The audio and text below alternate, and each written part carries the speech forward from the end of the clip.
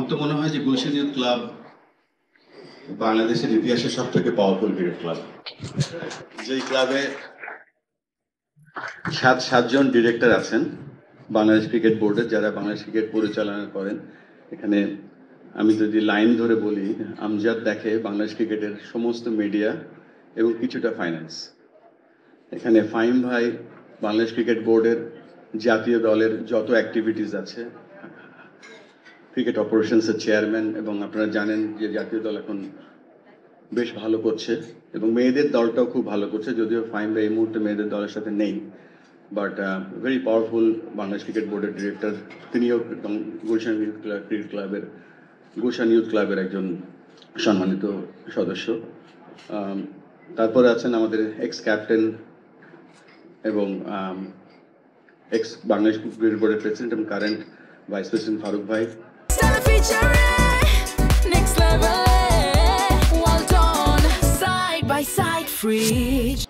এখানে আছেন শাকওয়াত ভাই, যিনি ভাইস প্রেসিডেন্ট প্লাস উনি সমস্ত উনি কমার্শিয়াল দেখছেন।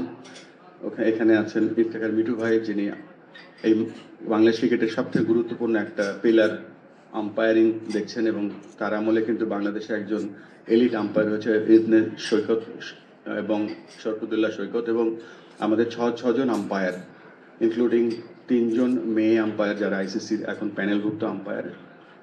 আপনার ইয়োর কন্ট্রিবিউশন।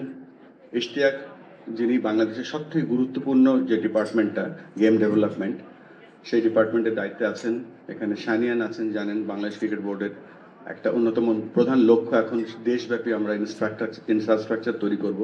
তো এই কথাগুলোর বলার কারণ হচ্ছে যে এখানে যারা গুলশান ইউথ ক্লাবের সাথে সম্পৃক্ত এবং বাংলাদেশ ক্রিকেট বোর্ডের সাথে সম্পৃক্ত, আপনারা যে বাংলাদেশ ক্রিকেটে কন্ট্রিবিউশন করছেন, আমরা আশা করব গুলশান ইউথ ক্রিকেটকেও আপনারা হেল্প করবেন। গুলশান ইউথ ক্রিকেটে আমরা যখন ছোট ছিলাম তখন দেখলাম যে একটা দল সেকেন্ড ডিভিশনে সবসময় রানার্স আপ হয়, এবং আমি শিওর যে সব থেকে বেশিবার রানার্স আপ হয়েছেন আপনারা সেকেন্ড ডিভিশনে। এবং আমরা ভাবতাম যে একটা টিম এতবার রানার্স আপ কীভাবে হয়। পরবর্তীতে আমরাও সেই জার্নিতে ছিলাম। আমি তখন গ্যান্ডিজা ক্রিকেটার্সে খেলতাম। এর মতো 9 এবং 10 নভেম্বরে বাংলাদেশ ক্রিকেট কনফারেন্স করতে যাচ্ছি। সেখানে 64টা জেলায় আমরা আইডেন্টিফাই করেছি যে জেলার সব থেকে গুরুত্বপূর্ণ ক্রিকেট ব্যক্তিত্ব তিনি হচ্ছেন যে কাউন্সিলর বা সেই জেলার ক্রিকেট প্রেসিডেন্ট। তারপরে গভর্নমেন্টের যিনি ক্রীড়া অফিসার থাকেন, যে জেলায় কোচ আছেন, এবং একজন নারী উদ্যোক্তা।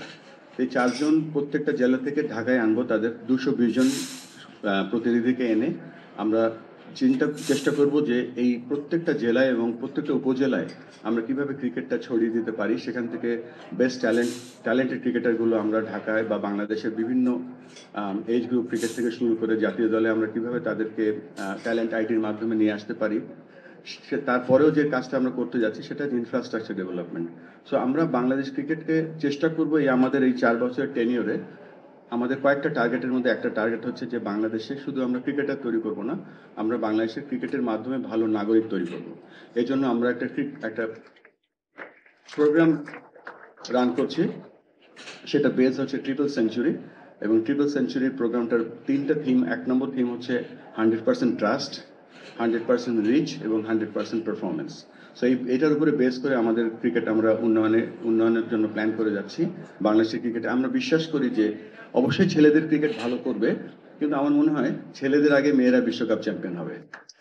তো সেই সম্ভাবনাটা আমাদের আছে, যেটা আমাদের যে এই চলমান বিশ্বকাপ চলছে, ছোট ছোট ভুল না করলে হয়তো আমরা আজকে 5টা জয় হতো আমাদের, বা সেমিফাইনাল খেলার ওয়ান অফ দ্য টিম হতে পারতাম আমরা। সো আমরা ভুল থেকে শিখছি, আমরা আপনাদেরকে নিরাশ করব না। জাস্ট আমাদের উপর বিশ্বাস রাখেন। আমাদের যে স্ট্রং টিম আছে, আমরা বাংলাদেশ ক্রিকেটকে এই নেক্সট 8 টেনিওরে আমরা একটা এমন উচ্চতায় ইনশাল্লাহ নিয়ে যাব যাতে আমরা বাংলাদেশ ক্রিকেট নিয়ে আমরা গর্ব করতে পারি। For more updates, subscribe to our YouTube channel and click on the bell icon. Follow us on Facebook and Instagram. Download T-Sports app to enjoy exciting games and highlights. Visit tsports.com.